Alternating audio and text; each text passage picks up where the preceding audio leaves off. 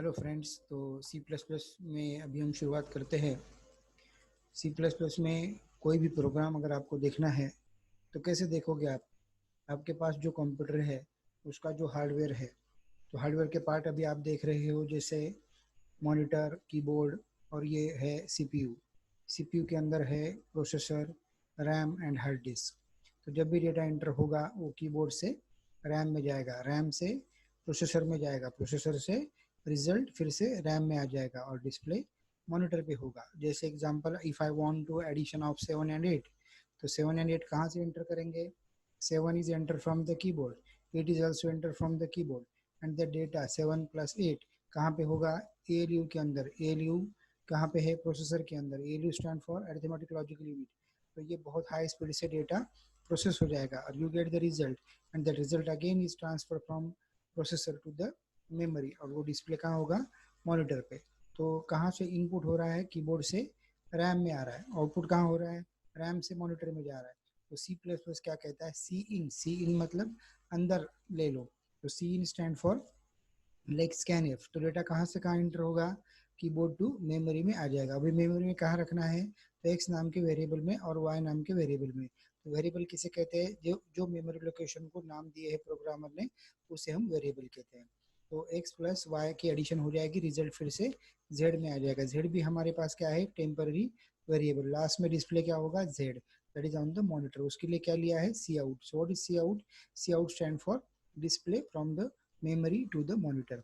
तो cout मतलब keyboard RAM से मॉनिटर पे जा रहा है, और सीन मतलब अंदर आ रहा है, तो कीबोर्ड से मेमोरी में आ रहा है। तो आना और जाना, that is a keyboard to RAM में आ रहा है और रैम से मॉनिटर पे जा रहा है।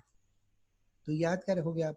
टूवर्ड्स मेमोरी जो आ रहा है तो उसे इन कहो, और जो मेमोरी से बाहर जा रहा है उसे आउट कहो। तो कहीं भी जा सकता है डेटा, मेमोरी से मॉनिटर पे जा सकता है, हार्ड डिस्क में जा सकता है। तो बाहर जा रहा है इस ऑपरेशन को आप राइट भी बोल सकते हो या फिर आउट बोल सकते हो, और जो आ रहा है उसे रीड बोल सकते हो या फिर इन बोल सकते हो या फिर सी इन बोल सकते हो। तो ये पूरा प्रोग्राम सिंपल हमने देखा। तो अभी ये सी लैंग्वेज में क्या था, सी प्लस प्लस में क्या है, तो ये सभी चीज़ें हम देखने वाले हैं। तो सी लैंग्वेज क्या करती थी? एक फंक्शन लिखा, समझो हमने फंक्शन सी। देखो यहाँ पे लिखा हमने फंक्शन, और इस फंक्शन को हमने 3 बार यहाँ कॉल किया। तो प्रोग्राम रन कैसे होगा? यहाँ से शुरू होगा प्रोग्राम, और ये पहले इसको कॉल करेगा, तो फिर यहाँ से जंप करेंगे, यहाँ पे आ जाएंगे। ये फंक्शन रन होगा, फिर से वापस हम इधर आएंगे, फिर से कॉल होगा, फिर से। तो ये 3 बार फंक्शन कॉल होगा, दैट इज ए फंक्शन का सी। तो इस तरह ये प्रोग्राम रन होगा। बट ये प्रोग्राम देखो सी प्लस प्लस में कैसे बनाया है? एक क्लास बनाते हैं। C plus plus is always with the class. Class के अंदर क्या क्या होगा? वेरिएबल्स होंगे, कुछ फंक्शंस होंगे, और क्लास का एक वेरिएबल बनेगा, क्या नाम का? ऑब्जेक्ट। उसका नाम है टेम्पर, टेम। तो यहाँ टेम्परेचर क्लास का क्या बना? ऑब्जेक्ट। तो ये है एक यूजर डिफाइंड डेटा टाइप। तो क्लास को क्या कहेंगे अब? It is a one user defined data type. And what is temp? Temp is one variable. so what is the role of the variable? That is nothing but the object. So what is the object? Object is the instance of the class. तो कौन सा class है? Temperature नाम का class है। इस class का object बना। इस ऑब्जेक्ट के अंदर क्या क्या आ गया? Variables and power to access the functions. तो कौन सा फंक्शन कॉल किया उसने? टेम्प ने डॉट ये फंक्शन कॉल कर दिया। So what is role of the object? To call the methods और फंक्शंस फ्रॉम द क्लास। तो क्लास बना और एक ऑब्जेक्ट बना। ऑब्जेक्ट कहाँ बनाते हैं? मेन के अंदर। मेन क्या है? देखो यहाँ मेन ये नीचे है और क्लास ऊपर है, तो ये बॉटम टू टॉप अप्रोच हो गया। तो यहाँ से नीचे से हम ऑब्जेक्ट बना के उस फंक्शन को कॉल करेंगे। So what is the difference between the C and C plus plus? यहाँ पे तो ये फंक्शन सेपरेटली अलग से रखा है, और यहाँ फंक्शन वेरिएबल सब क्लास के अंदर रखे हैं, और क्लास के ऑब्जेक्ट के द्वारा उसे कॉल किया जा रहा है। तो सी प्लस प्लस में क्या क्या आ गया?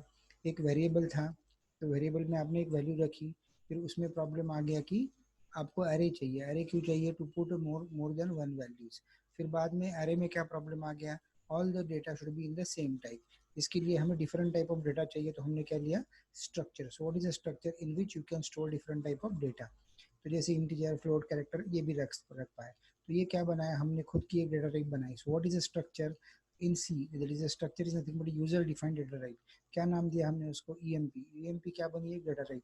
तो यहाँ से देखेंगे, देखो टाइप, वेरिएबल, वैल्यू। यहाँ पढ़ो फिर से एक बार, टाइप, वेरिएबल और वैल्यू। वन क्या है? टाइप। टू क्या है? वेरिएबल। थ्री क्या है? वैल्यू। तो ये क्या बना? टाइप बनी। फिर इवन क्या है उसका? Variable. So what is even? Even is variable of employ. Employ is structure. तो इवन के अंदर क्या क्या आ गया? Even have employ number, even have salary, even have name. तो किसका? इवन का एम्प्लॉय नंबर, इवन का सैलरी और इवन का name. So what is structure in सी?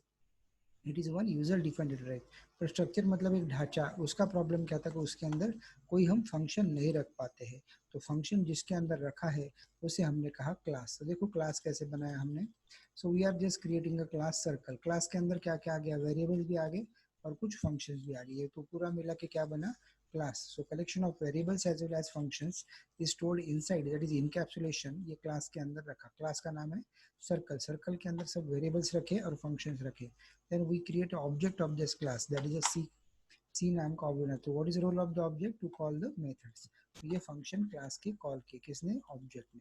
तो what is a class and object, class is user defined data type and what is object, it is nothing but the instance of the class, उसका variables. What is the role of the class, to call the functions. Okay, so we can stop here.